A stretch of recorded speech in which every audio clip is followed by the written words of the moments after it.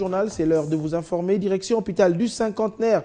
L'attente aura été longue, mais c'est fait. Les portes sont enfin ouvertes aux malades. C'était donc ce samedi matin. L'engouement était total, vous allez le voir. Mais pour ce samedi, l'hôpital a traité spécialement les cas d'urgence. Guy Chungu était sur place. Ces gens attendent depuis 2 heures du matin être reçus dans cet hôpital pour le premier soin. Il est 7 heures du matin. Les premiers patients sont reçus par le ministre de la Santé, Félix Kabange. Je pense que la guérison dépend de votre foi. Ensuite, conduit à la salle des urgences. Bonjour maman, comment ça va? Ça va mal. Merci de nous avoir fait confiance. Malgré leur état, quelques-uns arrivent quand même à donner leur point de vue.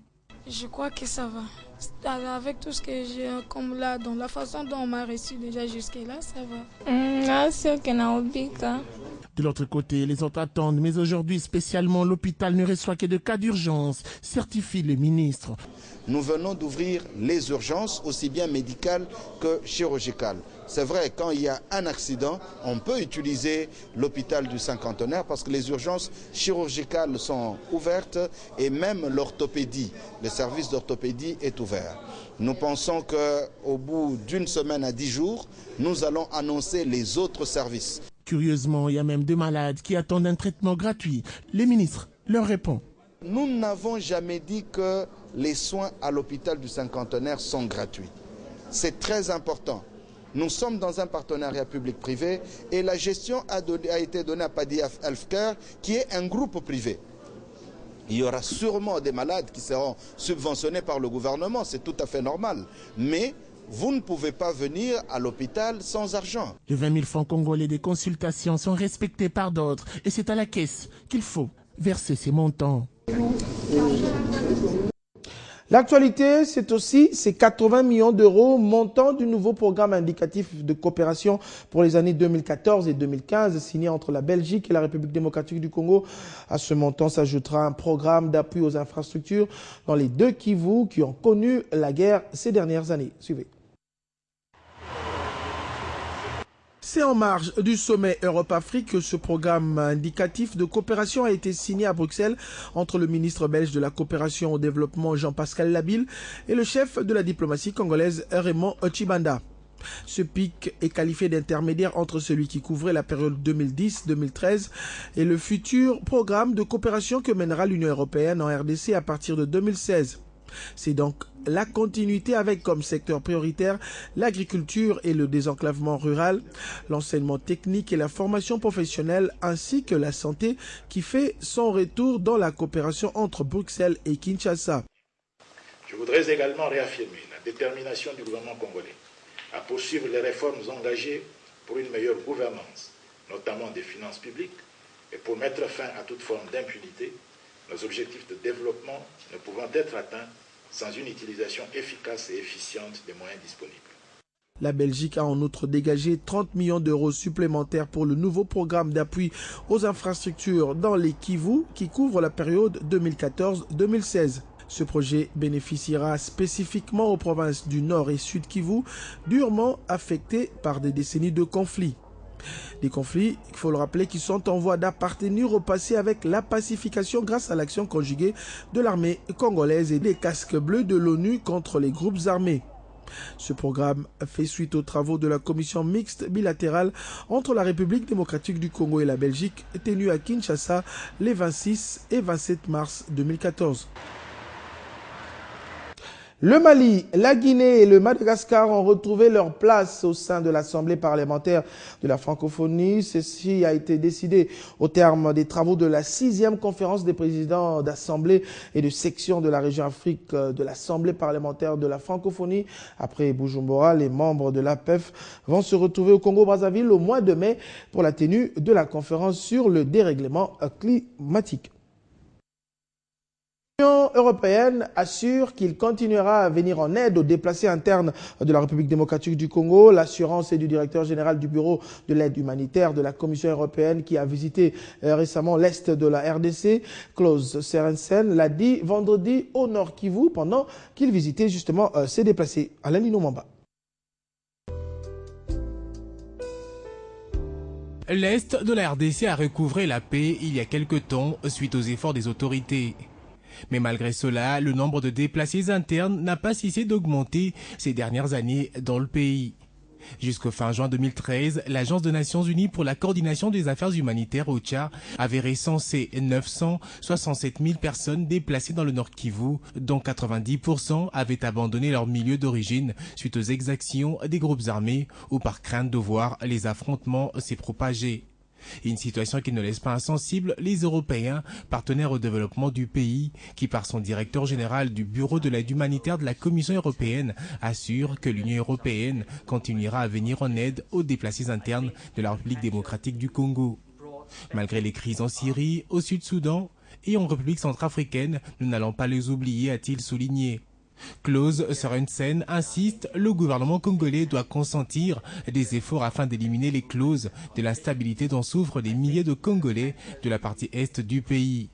Une bonne chose, sauf qu'il oublie que cette instabilité est souvent causée par les voisins de la République démocratique du Congo, caractérisée par de manœuvres via les groupes rebelles. Mais ici, la bonne nouvelle est que le diplomate européen annonce qu'il s'est engagé à faire un plaidoyer vis-à-vis des autorités européennes pour stabiliser les fonds afin de venir en aide à ces populations. Retour à Kinshasa, la DGDA et la SCPT viennent de signer un protocole d'accord. Cette entente vise à favoriser une meilleure canalisation des recettes publiques. Un engagement salué par les responsables des deux entreprises publiques qui désormais vont échanger des données en matière de traitement des envois postaux pour un fonctionnement efficient de services. Alain Lino Mamba, Eric Moussoumadi. C'est un geste plein d'engagement pour les deux entreprises publiques. D'un côté, la Direction générale de douane et accises, et de l'autre, la Société congolaise des postes et télécommunications. Pour le patron de la douane congolaise, cette énième signature d'accord s'inscrit dans le cadre de recommandations de Convention internationale de Kyoto, révisée pour la simplification et l'harmonisation des revenus douaniers. Je voudrais terminer mon propos en attirant l'attention des cadres sur la nécessité de faire preuve d'assiduité, de professionnalisme pour la réussite du partenariat DGDA-Poste. Après la signature du présent accord, un renforcement de capacité du personnel de la Société congolaise des postes et télécommunications par la Direction générale de douane et accises s'avère indispensable. 13 ans après que les experts de nos deux entreprises ont commencé les discussions qui ont abouti à ce jour la signature du document de travail. Il s'avère urgent que les experts se penchent sur le règlement intérieur du Comité national des contacts post-DGDA pour l'efficience de son fonctionnement. Ces cadres du Comité national de contact sont priés de faire preuve d'assiduité, de professionnalisme, mais également de responsabilité pour l'intérêt partagé des deux parties signataires afin de répondre aux instructions de la hiérarchie de qui le peuple attend beaucoup. Dans le même chapitre des recettes, la Direction générale des impôts qui, après plusieurs jours de sensibilisation des contribuables sur le paiement de la totalité de l'impôt sur le bénéfice et profit de l'exercice comptable 2013, fait le point de la dernière campagne. Dans un bilan provisoire, il ressort que sur 228 milliards de francs congolais, la DGI a réalisé 233 milliards, dont la plus grande marge a été réalisée par les services de grandes entreprises, d'où un dépassement des assignations. Nos assignations au titre du mois de mars, c'était de 228 milliards de francs congolais. Et la situation provisoire que nous avons à ce jour indique 233 milliards. Ce n'est qu'un rapport provisoire du travail de Titan abattu par la Direction générale des impôts lors de la campagne de sensibilisation des contribuables devant se mettre en ordre avec l'impôt sur le bénéfice et profit de l'exercice 2013, résultat réalisé par le concours des directions des grandes entreprises à travers la RDC. Nous avons aussi enregistré de très bons résultats au niveau de la province orientale, qui est arrivée à plus ou moins 6 milliards. Et la province du Katanga, qui est autour de 10 milliards et demi. Et la ville de Kinshasa, où on est quasiment au-delà de 9 milliards, la situation provisoire. Ce résultat a été rendu possible grâce à la nouvelle modalité de paiement qui a supprimé le retrait du récépissé comme préalable pour payer son impôt. Qu'en est-il des contribuables qui ne se sont pas encore acquittés de cette échéance? Mais ceux qui ne se sont pas encore acquittés de leurs obligations au titre de l'impôt sur le bénéfice donc de l'année comptable 2013, nous les encourageons à pouvoir venir s'acquitter de leurs obligations. C'est ici que les services en charge des petites entreprises sont attendus pour multiplier leurs efforts pour une grande maximisation de recettes. Encore un signal fort dans la lutte contre la pauvreté en République démocratique du Congo. Après les femmes vulnérables, cette fois, ce sont les jeunes qui vont bénéficier d'ici peu d'un crédit pour la création des micro-entreprises associatives. Pendant 2 jours, ces jeunes entrepreneurs ont reçu une formation pratique sur la création d'entreprises. Guy Chungo. Tout en saluant ces avancées significatives, vous en appelez à une action urgente pour que des retombées positives s'en fassent rapidement sentir sur le chômage, les revenus de ménage, la satisfaction des besoins sociaux de base. Joseph Kabila l'a dit et le Fonds national de la microfinance fait déjà sa part en instaurant la révolution de la microfinance en République démocratique du Congo. Nous venons de finir avec les jeunes l'acquisition de compétences. Nous les avons outillés pour qu'ils deviennent des partenaires stratégiques des IFP, nos partenaires financiers. Et les jeunes devront maintenant élaborer ou finaliser leur business plan. Après avoir doté les femmes vulnérables du premier crédit, ces jeunes formés depuis presque un mois auront leur propre micro-entreprise associative. J'étais pessimiste, mais aujourd'hui, là, je suis très sûr et certain que c'est une affaire qui est très sérieuse. Tous les outils leur ont été donnés par le Fonds national de la microfinance, dont le prêt de la création de la micro-entreprise, le prêt du développement de la micro-entreprise et le microcrédit au G7. Nous, les jeunes qui étaient dévalorisés, qui n'avaient pas de garantie, mais aujourd'hui, l'État congolais nous prend en valeur. Il nous amène dans son bateau, il nous considère comme des entrepreneurs qui vont faire la valeur ainsi que la joie de notre pays Congo. Le Fonds national de la microfinance projette d'ici le mois de mai accompagner ces jeunes entrepreneurs au guichet unique pour la création formelle de leur micro-entreprise associative. Une réponse aux préoccupations des Congolais et sociales.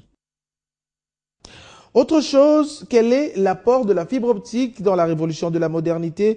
Kinke Mulumba a répondu à cette question au cours d'une conférence débat à l'université Révérend Kim de Kinshasa-Massina. Cet échange avec les étudiants ouvre une série de conférences qu'animera dans les prochains jours le ministre des PT Antiques dans d'autres universités. Marlon Kachamou. Il est temps pour les ministres des Postes, Téléphones, Nouvelles Technologies de l'Information et de la Communication de vulgariser les profonds changements que va apporter la fibre optique dans la révolution de la modernité, les très ambitieux programmes présidentiels. Première cible pour concrétiser cette approche, la gente étudiante. C'est avec l'université Révérend Kim que Kinke Mulumba débute.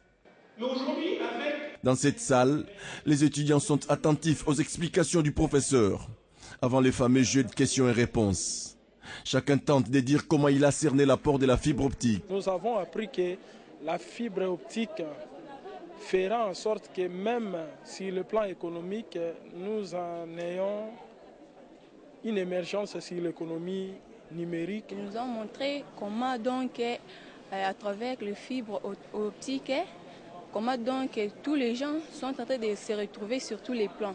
À distance, les étudiants peuvent suivre des cours, consulter des bibliothèques. Les médecins peuvent même opérer sous la conduite d'un spécialiste situé à l'étranger. Ce sont là quelques